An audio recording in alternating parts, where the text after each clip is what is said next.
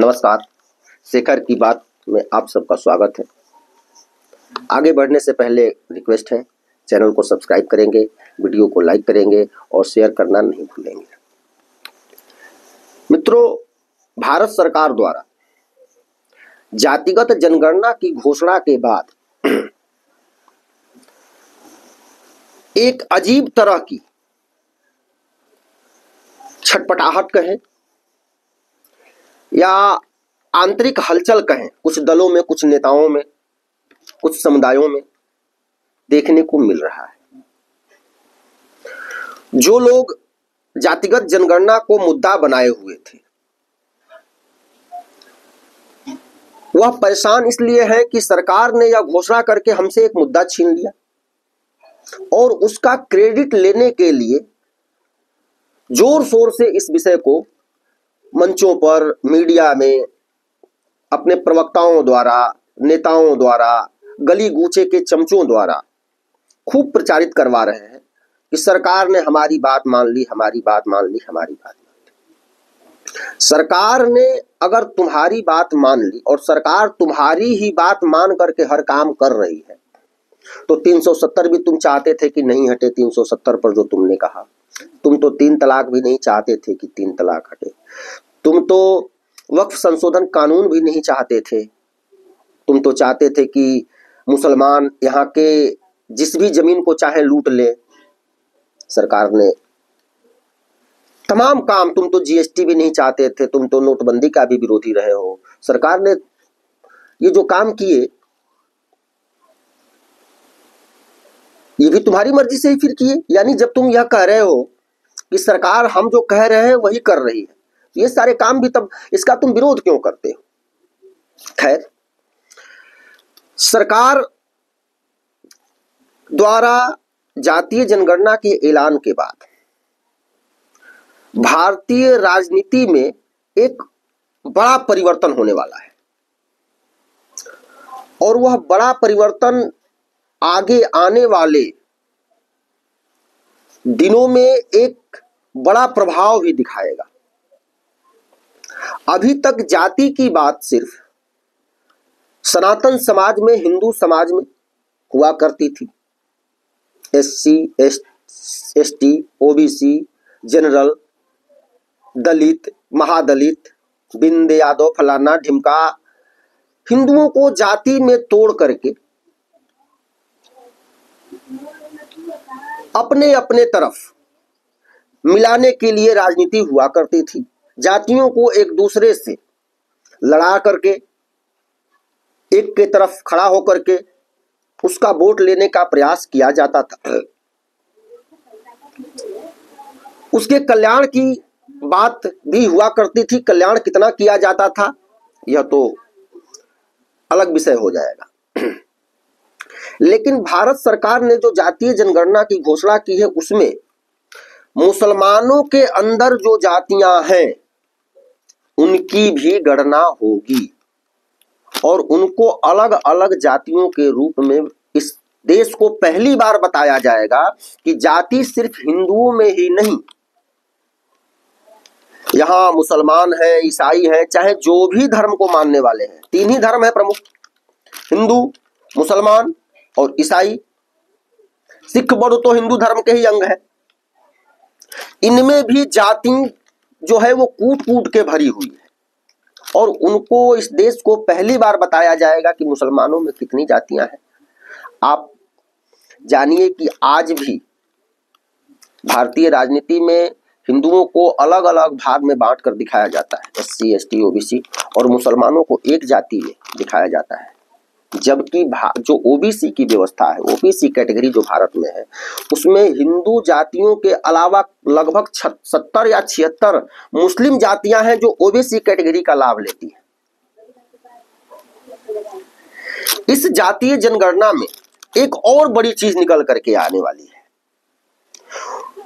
अभी तक मुसलमानों में ओबीसी, एससी, एसटी को कम लोग ही जानते थे कि ये जाति एससी में है, ये जाति एसटी में है, ये जाति ओबीसी में है।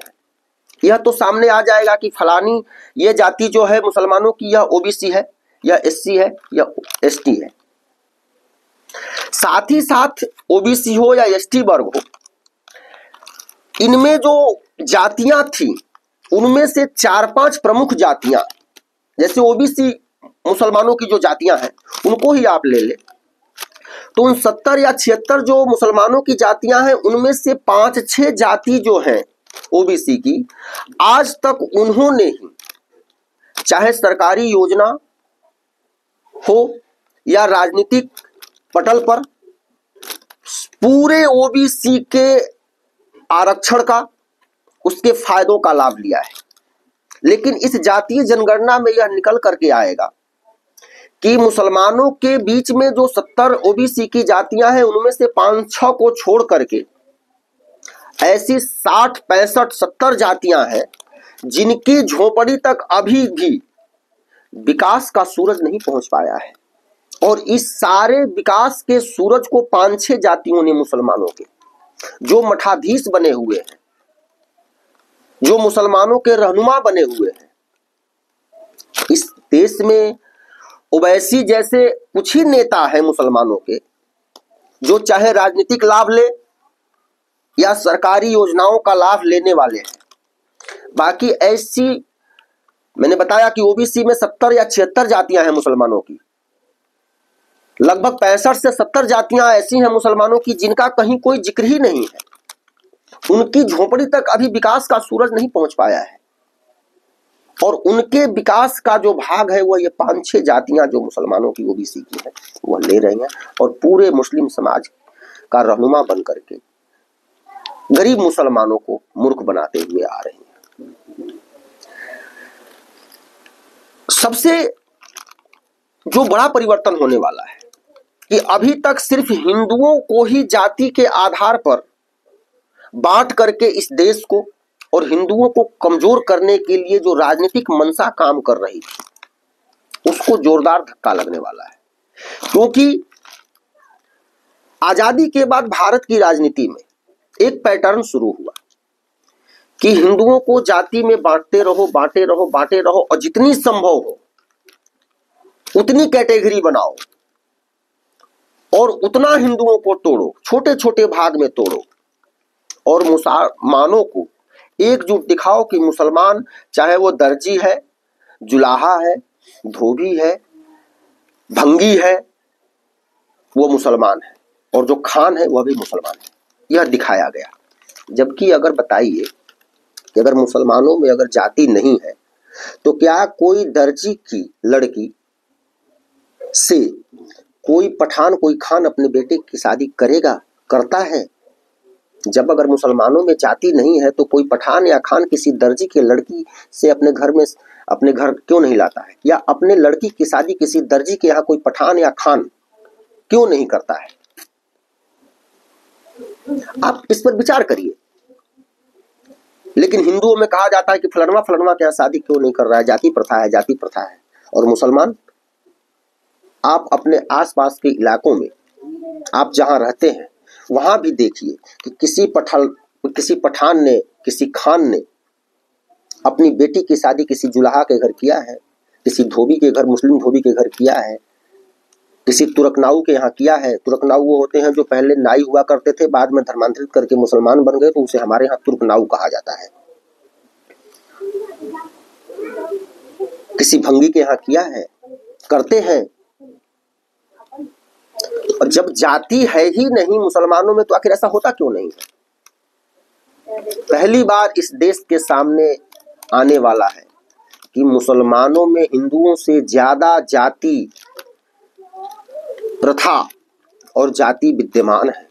सिर्फ इस देश के हिंदुओं को तोड़ने के लिए राजनीतिक षड्यंत्र के तहत, राजनीतिक मिलीभगत के तहत, संविधान का झोल दिखा करके, हिंदुओं को बांट करके